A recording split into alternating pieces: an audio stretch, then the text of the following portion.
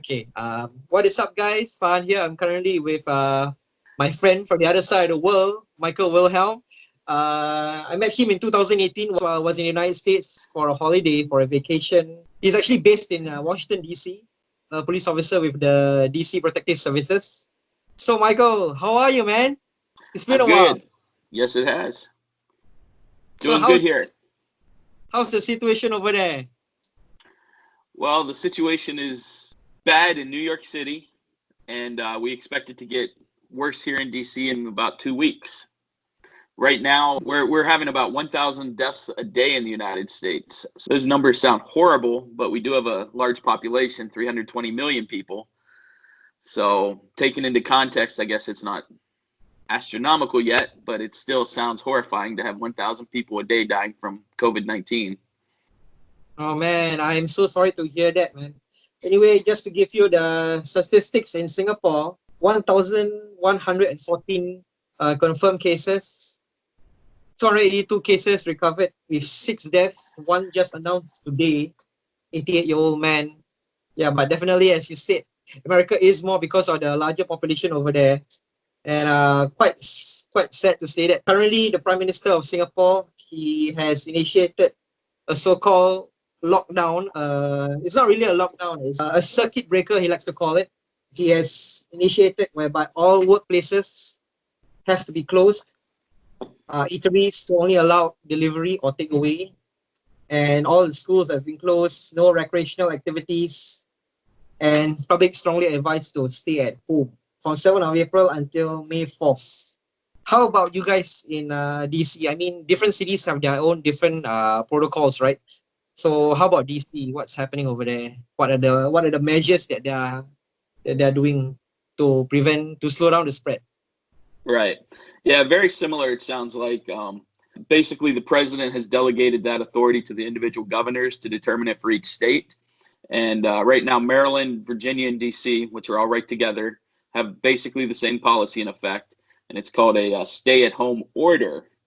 And basically, it's a strong suggestion that citizens stay home except for obtaining essential services such as grocery shopping or working at a job that's been determined to be essential.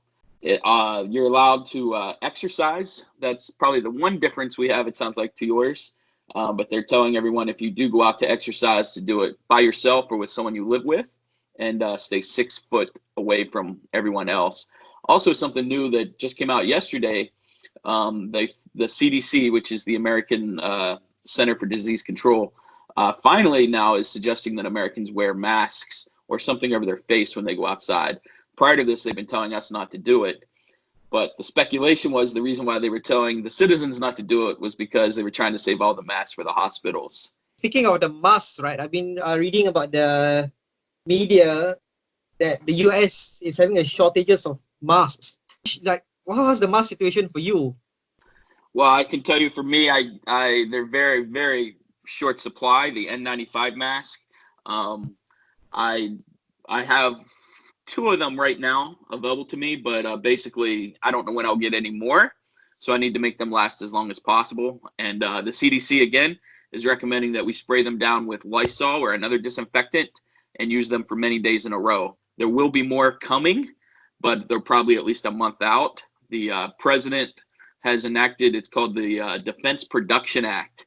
And basically that's something they would enact during a time of war. We can have certain manufacturers start making stuff for the war effort. And in this case, our war is the virus. So they've actually put Ford, GM, Chrysler, some of the big American companies to work making medical equipment now. So there's going to be some masks forthcoming, but they're saying it's probably about a month out. Right now in the District of Columbia, the mayor just released the stats yesterday. And I don't have the exact ones right now, but we have about 75,000 masks in storage. Which sounds like a lot, but that's for like the entire District of Columbia, all the hospitals, everything, and they would burn through that in one day. That she said, if that's the DC strategic stockpile, and it would burn through it in one day if we had to give it to the hospitals because they go through 55,000 a day. Is what we anticipate at the height of this. So we're waiting on another shipment of about 1 million of them, but they don't know when that will arrive. So, and that's I just one jurisdiction, just DC, let alone all the other 50 states. As you know, I've talked to my friend in Malaysia. Yes.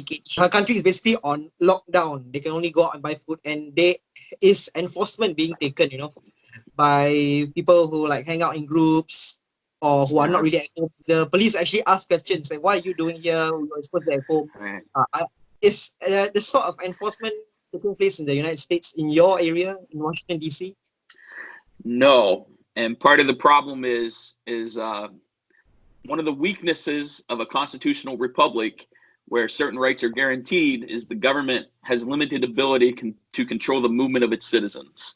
So we have constitutional right, freedom of assembly, freedom of movement. So in this case, the government has very little control over what citizens can do. They can strongly suggest they don't go out, and they could even, quote unquote, arrest and fine them. But when this is all over, the courts are just going to throw it out because these rules they're making up are violating our Constitution. And it's for the greater good. Don't get me wrong. I understand this is needed to stop the spread. And I think most of our citizens realize that. But there's probably 20% of them who don't realize that and are still out doing whatever they want to do every day. And there is no enforcement of it. Yeah, it's similar to Singapore actually. Singapore, they're also not taking any enforcement. They are suggesting, they are strongly encouraging all of the citizens to stay at home. But Singapore is actually relying mostly on contact tracing, in which Right. the police force is involved. They're going to assist all of the health ministry staff to do the contact tracing. So that is when we're going to figure out all the cases. But then they realized a couple of days back whereby the half of the cases are unrelated to the patients. That means there's no link to where these patients got the virus from. So that's why Right. they decided to so-called step up the measures. But I feel that it's not enough. Yeah, because basically the country is still not under lockdown. Everybody can still go out and do whatever they want. Even though I've been working. Even though they ask us to work from home, strongly suggest not to leave the house and everything. But I don't know if that's gonna work. But I have faith in our contact tracing lah. Right. A lot of people here in the United States are saying we need to do a better job at that because right now they've kind of given up on contact tracing because it's so widespread. And the testing that we're doing on people is the nasal swab. And so we're only testing people that have symptoms. But the speculation is, and I've just read something a few minutes ago, that maybe as many as half of the people infected show no symptoms. So our number of infected people could be hugely greater than the 278,000 we're reporting right now, most likely is. So they've developed this blood test, and I see that's the one they're using on the president and vice president now. Anyone who goes in to meet with the president now has to get their blood tested, and the return comes back in 15 minutes whether they are infected with COVID-19 or not. I think they need to get that rolled out, and they say they will, but it's going to take about a month to get that rolled out nationwide. And that would show if you were already infected as well, because that would be interesting. I know even myself, I had a sudden illness in January, which was very unusual for me, where I got a fever. I almost never get a fever. And I was freezing cold. I was shivering. I had body aches for 24 hours, and they just went away. And I honestly would like to know if that was COVID-19, because there is some speculation that COVID-19 was here in the United States way before January, maybe even. Again, it's speculation, but that's what they're saying, that or not, or in January at least, that maybe our first cases started arriving here in America. How has daily life for you have been affected?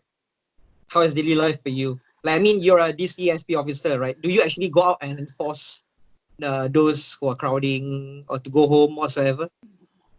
There's a little bit of that because part of what happened was as part of this stay-at-home order, the mayor has closed all the city's recreational facilities. So like the playgrounds, tennis courts. If I see someone on a tennis court or a city playground or park, yeah, I have a PA system, and I would say there's a public health emergency. You're under a stay-at-home order, and they could either go or not. We're also under a suggestion to use alternatives to arrest, because right now we don't want to arrest people because we don't have anywhere to hold them, because we want to keep our population low. So we can't keep more than 10 people in the same cell. All sorts of problems like that are also in play. So And as far as how my daily life has changed, it makes my commute home from work much easier because there are less people on the road. I will say that. So I'm able to drive home without worrying about traffic. And in DC, one of the places we're responsible for, my agency, is policing homeless shelters, which we have quite a few public homeless shelters in the District of Columbia, which are very susceptible to this type of illness, as you can imagine. One of the strategies we enacted initially to help protect our officers and other responders is that when they call for the police, which is very often at those places, that we have everyone step outside. We actually don't go inside. And that's to try to prevent the spread, because even if one of us got infected, now we can spread it to other people as well, and maintaining that 6-foot distance from the person. So that's one of the big changes as far as how we handle calls for service in the District of Columbia, even as the police, is we're having people step outside and we're trying to maintain a 6-foot distance. And if we do have someone that's coughing or otherwise displaying symptoms, that's when we utilize our N95 mask. Or in the case I would have to go in one of those shelters, which I try not to, but again, you can imagine there are situations where we might have to. And we have the N95 mask, the Kydex suit, and goggles that we can put on before we go in. Okay, so Michael, how's the grocery shopping situation like over there? Are there any people panic buying? Right. Yeah, there's been a lot of panic buying ever since they announced the stay-at-home orders. For whatever reason, the biggest thing Americans have hoarded is the toilet paper, and no one knows why. But there's been a nationwide run on toilet paper, and you can't find it anywhere. The major retailers like Costco had to put limits on how many you could take because people were literally going in and buying years' supplies of toilet paper. And then there was some even people then who would take it and try to sell it out of back of trucks, at extreme markups. But also when the stay-at-home orders initially started, you went into the grocery stores and it was literally like empty. People were just buying everything. There was no, especially staple items like bread and milk and meat products, just completely gone. It has gotten a little better now that I think we're 3 weeks into our stay-at-home order here. I was just at the grocery store the other day. It was mostly restocked. They had most stuff in place. And like the government is saying, the supply chain is completely in order. There's plenty of food. There's not a shortage. It's just people are buying way more than they used to. So the supply chain hasn't caught up. Also, one of the things they're doing at the grocery stores to protect the cashiers that's interesting is they put plexiglass in front of all the cashiers now at all the grocery stores so that customers can't sneeze or put the particles on them.